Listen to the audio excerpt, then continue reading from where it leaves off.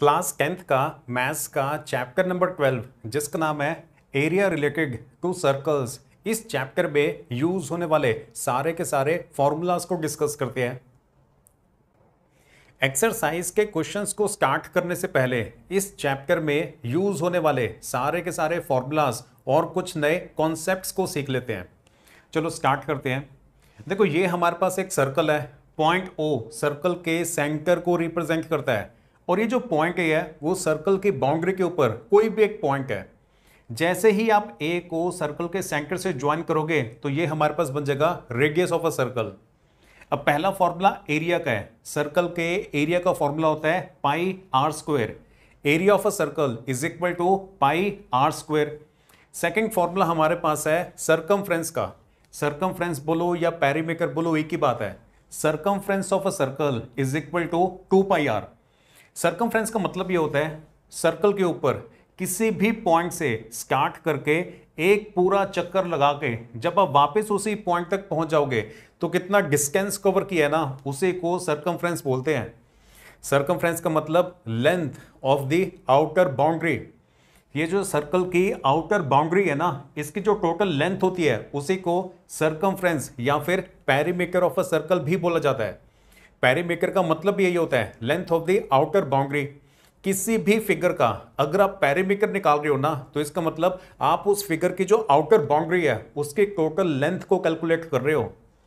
तो क्लियर हुआ सर्कमफ्रेंस का मतलब क्या होता है। Circumference is equal to length of the outer boundary of a circle. Circle की जो आउटर बाउंड्री है ना, इसकी जो टोटल लेंथ होती है उसी को सर्कमफ्रेंस या फिर पेरीमीटर ऑफ अ सर्कल बोलते हैं। और इसका फॉर्मूला होता है 2 pi R. 2 pi R is equal to circumference of a circle.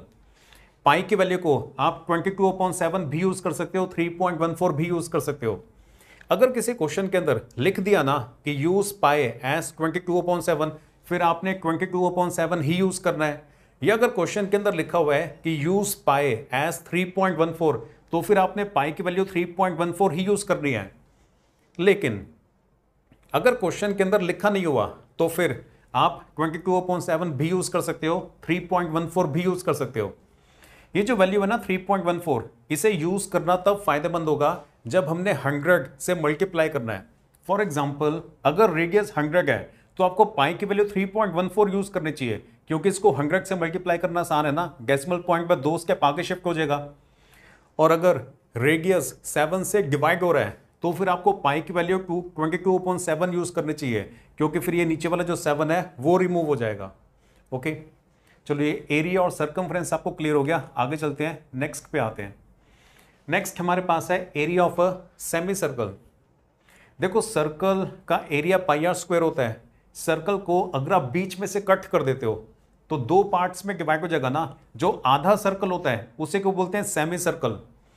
पूरे सर्कल का एरिया होता है पाई आर स्क्वायर। तो अगर आपने सर्कल को बीच में से कट कर दिया है, आधा सर्कल अगर रह गया है तो उसका एरिया होगा half of pi are square. बस ये पाई आर स्क्वायर के आगे ना 1/2 लगा देना, हाफ लगा देना, तो वो बन जाता है area of a semi circle.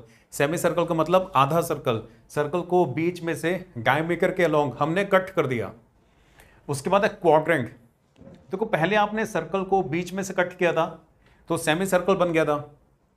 Semi circle को भी आप बीच में से यहां से ऐसे कट कर देते हो तो ये बन जाता है, इसे बोलते हैं क्वाड्रेंट। क्वाड्रेंट का मतलब होता है 1/4 of a circle.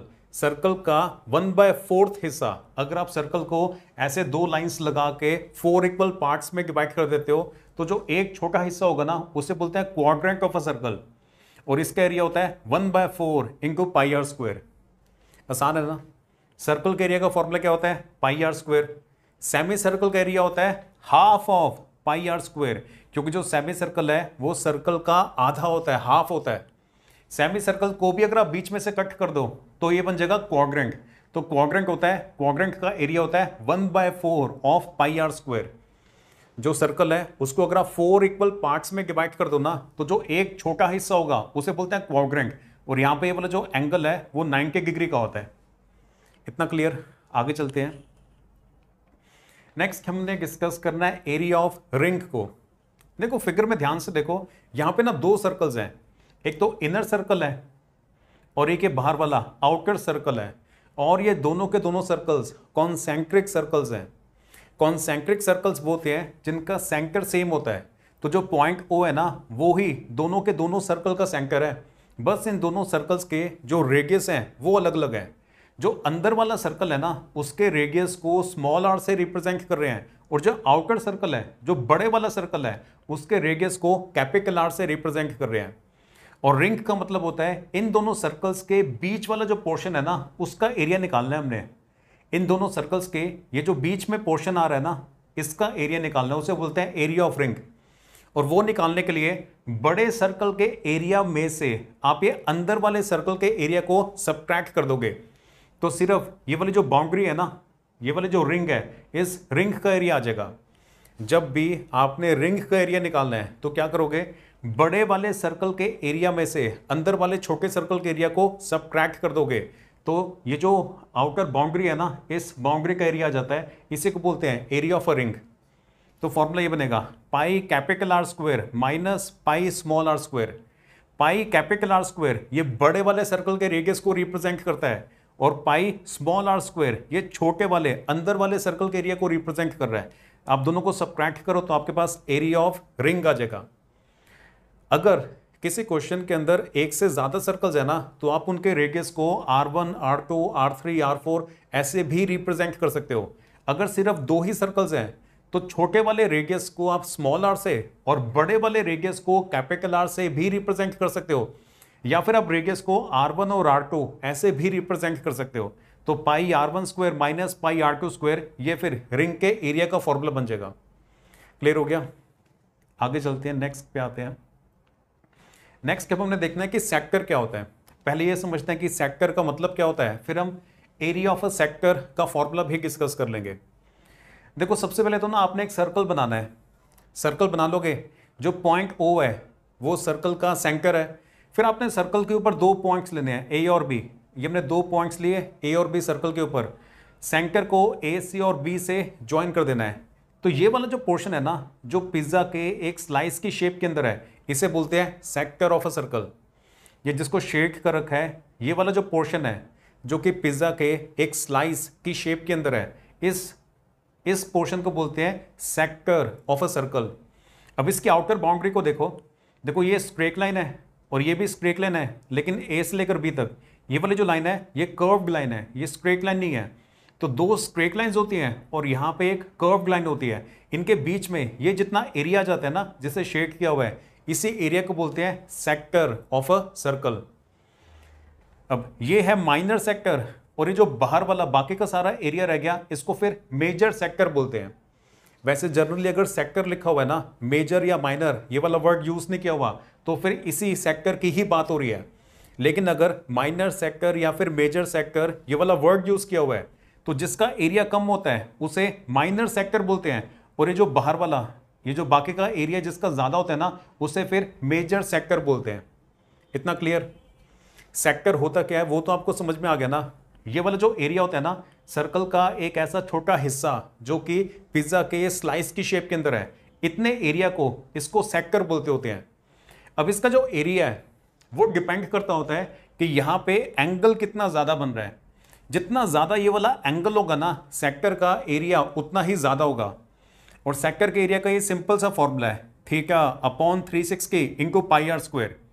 Area of a sector is equal to theta upon 360 into pi are square. आपने माइनर सेक्टर का एरिया निकालना हो तो भी ये वाला फॉर्मूला है। मेजर सेक्टर का एरिया निकालना हो, इस पूरे मेजर सेक्टर का एरिया निकालना हो तो भी यही फॉर्मूला है। ये माइनर सेक्टर के अंदर यहां पे जो एंगल बन रहा है, अगर आप थीटा की जगह पे ये वाला एंगल पुट करोगे तो इस माइनर सेक्टर का एरिया निकल आएगा। और अगर आप ये दूसरी तरफ का एंगल अगर पुट कर दोगे, अगर आपने ये मेजर सेक्टर का एरिया निकालना है ना, तो ये यहां पे दूसरी तरफ जो एंगल बन रहा है ना, ये यहां पे दूसरी तरफ जो एंगल बन रहा है, उस एंगल को अगर आप यहां पे पुट कर दोगे तो ये सारे के सारे मेजर सेक्टर का एरिया निकल आएगा। क्लियर हुआ? सेक्टर के एरिया का फॉर्मूला क्या होता है? Theta upon 360 into pi are square. ये थीटा इस एंगल को रिप्रेजेंट करता है। अगर एंगल 90 डिग्री है तो थीटा की जगह पे 90 आएगा। अगर ये वाला एंगल 60 है तो थीटा की जगह पे 60 आएगा। अगर ये वाला एंगल 50 है तो थीटा की जगह पे 50 आएगा। क्लियर हो गया? सेक्टर के एरिया का फॉर्मूला। और ये फिर मेजर सेक्टर के एरिया का फॉर्मूला हो जाता है 360 minus theta upon 360 into pi are square. देखो ये वाला एंगल जो भी है ना, उस टोटल एंगल 360 होता है, कंप्लीट सर्कल होता है 360, उसमें से ये वाला एंगल माइनस कर दो तो आपके पास ना ये पीछे का एंगल आ जाएगा, उसको आप यहां पे पुट करो तो आपके पास मेजर सेक्टर का एरिया आ जाएगा। क्लियर हुआ? सेक्टर से रिलेटेड बहुत ही ज्यादा क्वेश्चंस है, तो ये सिंपल सा फॉर्मूला है theta upon 360 into pi are square, ये आपको याद होना चाहिए। क्लियर हो गया सेक्टर? आगे चलते हैं, नेक्स्ट पे आते हैं। नेक्स्ट अब हमने डिस्कस करना है सेगमेंट के बारे में।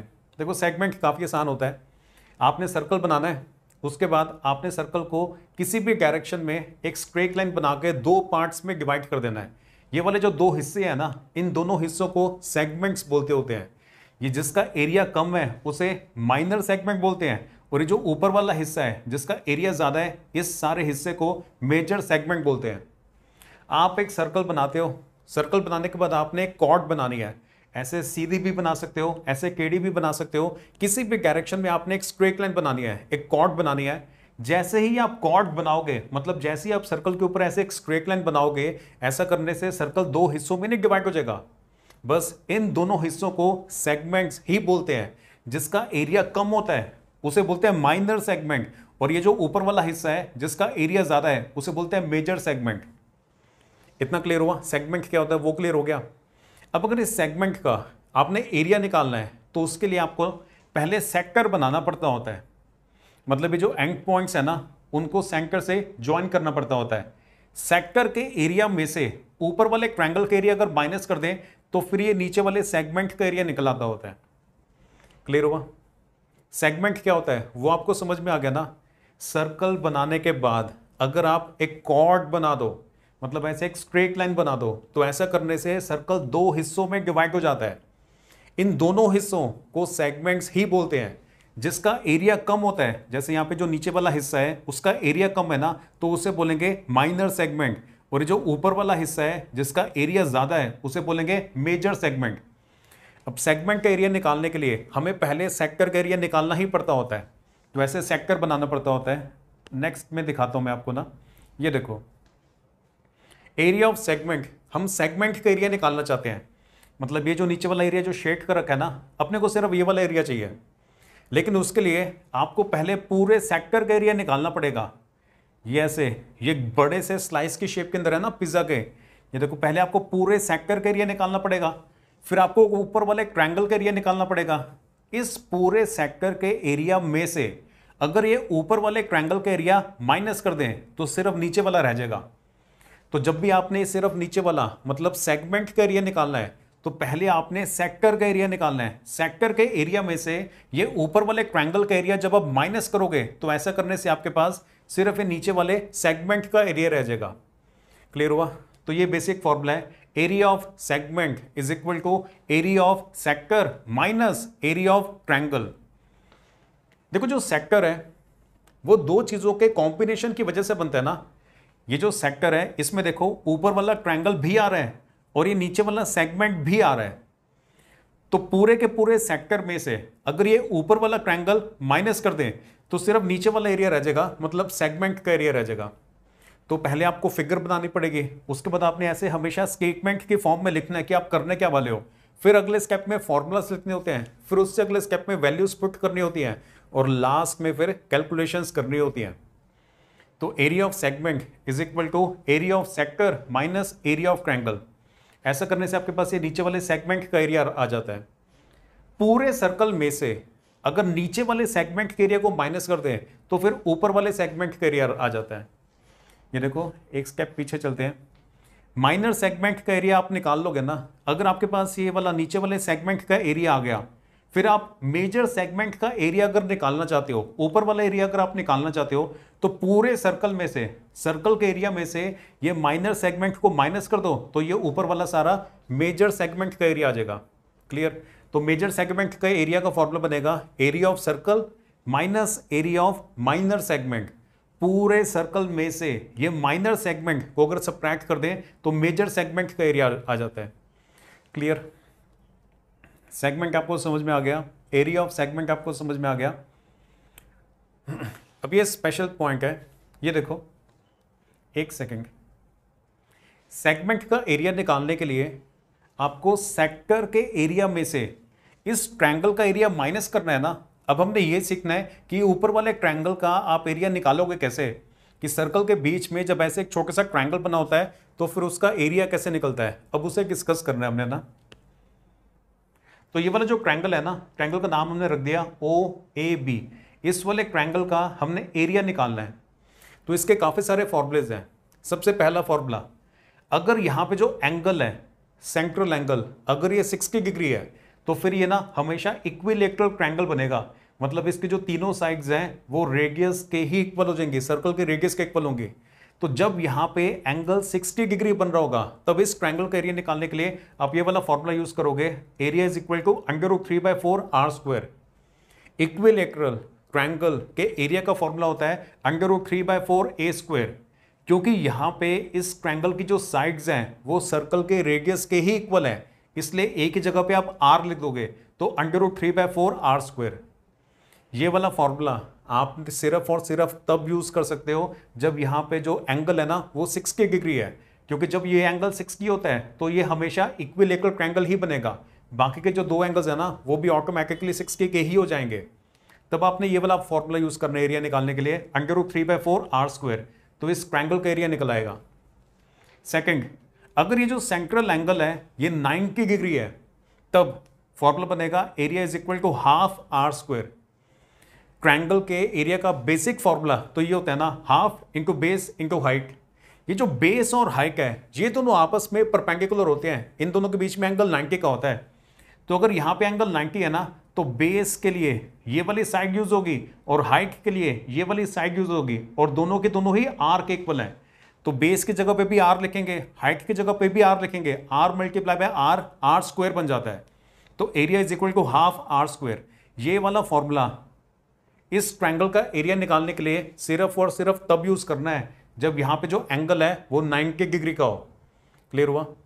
जब एंगल 60 है तब इक्विलेटरल ट्रायंगल वाले ये फॉर्मूला को आप यूज कर सकते हो, √3/4r²। जब यहां पे एंगल 90 डिग्री है तब आप ये यूज कर सकते हो ½ r²।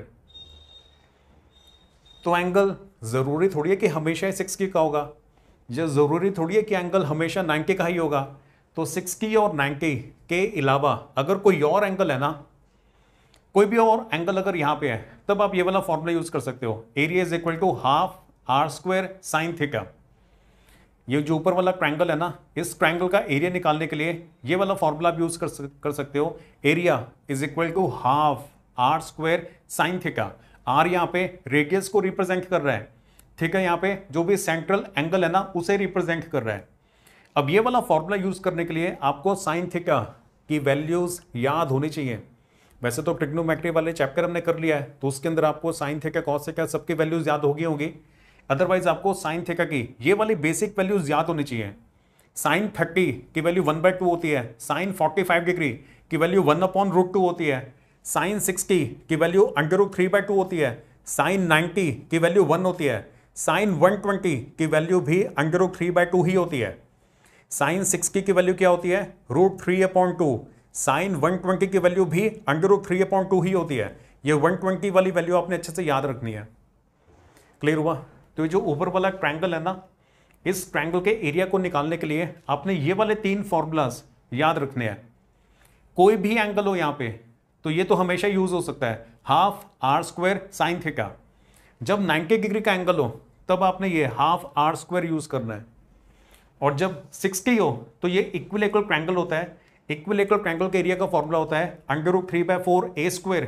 एक ही जगह पे आपने r पुट करना है, जो यहाँ पे ट्रायंगल की साइड है ना वो रेडियस के ही तो इक्वल है, तो एक ही जगह पे r पुट करेंगे तो √3/4r² बन जाता है। क्लियर? और ये वाला फॉर्मूला तो हमेशा यूज हो सकता है, चाहे एंगल 60 हो, चाहे 90 हो, चाहे 45 हो, जो मर्जी एंगल हो यहाँ पे अब ये वाला फॉर्मूला यूज करके इस ट्रायंगल का एरिया तो हमेशा ही निकाल सकते हो। ओके, इतना क्लियर हो गया? आगे चलते हैं। अब इस चैप्टर के अंदर ना हमारे पास जो क्वेश्चंस आएंगे ना उनके अंदर कॉम्बिनेशन ऑफ एरियाज होंगे। मतलब किसी एरिया में से किसी और एरिया को कभी कभी ऐड करना पड़ेगा और कभी किसी एरिया में से किसी दूसरे एरिया को सब्ट्रैक्ट करना पड़ेगा। उसका एक एग्जांपल मैं आपको दे देता हूं। जैसे ये फिगर बनी हुई है, इसमें देखो पहले एक सर्कल है और सर्कल के बीच में एक रेक्टेंगल बना हुआ है, और रेक्टेंगल को खाली छोड़ रखा है, बाकी जो पोर्शन है ना उसे शेड कर रखा है।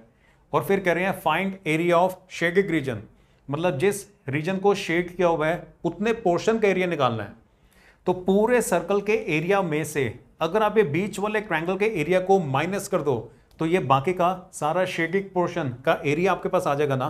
तो यहां पे ऐसे बनेगा area of shaded region is equal to area of circle minus area of rectangle. कुछ इसी तरह के क्वेश्चंस हमारे पास इस चैप्टर की एक्सरसाइजेस के अंदर होंगे। मतलब आपको डायरेक्टली एरियाज नहीं निकालने होंगे, कुछ एरियाज में से कुछ दूसरे एरियाज को कभी ऐड करना पड़ेगा, कभी किसी को सब्ट्रैक्ट करना पड़ेगा। ऐसे कर करके फिर हमें एरियाज निकालने पड़ेंगे। जैसे जैसे हम क्वेश्चंस करेंगे ना तो आपको और ज्यादा प्रैक्टिस हो जाएगी। एक और बात है, आर्क लेंथ। ये देखो, ये ए से लेकर बी तक, पॉइंट ए से आपने स्टार्ट होना है और आपने पॉइंट बी तक पहुंचना है, और जो सर्कल की आउटर बाउंड्री है ना उसके ऊपर आपने मूव करना है। तो ए से लेकर बी तक इस आर्क की जो लेंथ होगी उसका फॉर्मूला होता है theta by 360 into 2πr। 2πr होता है पूरा का पूरा सरकमफ्रेंस। पॉइंट ए से स्टार्ट होके एक पूरा चक्कर लगा के अगर आप वापस पॉइंट ए पे पहुंच जाते हो तो जो टोटल डिस्टेंस कवर होगा वो होता है 2πr। लेकिन हमने पॉइंट ए से स्टार्ट होके पूरा चक्कर थोड़ी लगाना है, हमने तो ए से स्टार्ट होके सिर्फ बी तक जाना है। ये जो आर्क है ना, आर्क का मतलब होता है a part of a circle, circle का एक छोटा सा हिस्सा। तो ए से लेकर बी तक जो इतना हिस्सा है उसकी लेंथ निकालने का फॉर्मूला होगा theta by 360 into 2πr। Clear हुआ? Length of arc A B, ये ए बी के आगे आप ए आर सी आर्क भी लिख सकते हो, या ए बी के ऊपर ना ऐसे एक कर्व्ड लाइन बना सकते हो, तो वो आर्क लेंथ को ही रिप्रेजेंट करता होता है। तो उसका फॉर्मूला होता है theta by 360 into 2πr। Clear? Next है पेरीमीटर ऑफ अ सेक्टर। ये देखो इस फिगर के अंदर ये हमने एक सेक्टर बना रखा है ना। अब अगर आपने सेक्टर का पेरीमीटर निकालना है, पेरीमीटर का मतलब length of the outer boundary, तो पॉइंट ओ से स्टार्ट होके देखो पहले आप ए तक आओगे, फिर ए से बी पे जाओगे, फिर बी से वापस ओ पे जाओगे। ओ से लेकर ए तक वो तो स्ट्रेट लाइन है और वो रेडियस के इक्वल है। फिर ए से लेकर बी तक जो लाइन है वो स्ट्रेट थोड़ी है, वो तो कर्व्ड लाइन है, वो तो आर्क के इक्वल है। तो उसकी लेंथ ऐसे निकलेगी थीटा बाय 360 इंटू 2πr। देखो theta by 360 into 2πr। B तक पहुंच गए, फिर बी से वापस ओ तक जाएंगे, ये वाला जो डिस्टेंस है वो फिर से सर्कल के रेडियस के इक्वल है, तो फिर दोबारा से प्लस आर। तो दो रेडियस हैं और ये बीच में आर्क लेंथ है, ये आर प्लस आर 2r बन जाता है, और ये थीटा बाय 360 इंटू 2πr ये एज इट इज। तो ऐसा करने से आप सेक्टर का पेरीमीटर निकाल सकते हो। पेरीमीटर का मतलब होता है length of the outer boundary. देखो पॉइंट ओ से स्टार्ट होके इसकी आउटर बाउंड्री पे मूव करके वापस पॉइंट ओ तक पहुंचना है, तो पहले रेडियस, फिर आर्क, फिर दोबारा रेडियस पे मूव करना है। तो दो बार रेडियस आ रहा था ना, तब ये 2r और ये आर्क लेंथ का फॉर्मूला। क्लियर हुआ? पेरीमीटर हमेशा ऐसे निकलता है, length of the outer boundary. तो ये सारे बेसिक फॉर्मूलाज आपको अच्छे से याद होने चाहिए, फिर आप एक्सरसाइजेस के क्वेश्चंस को आसानी से सॉल्व कर पाओगे।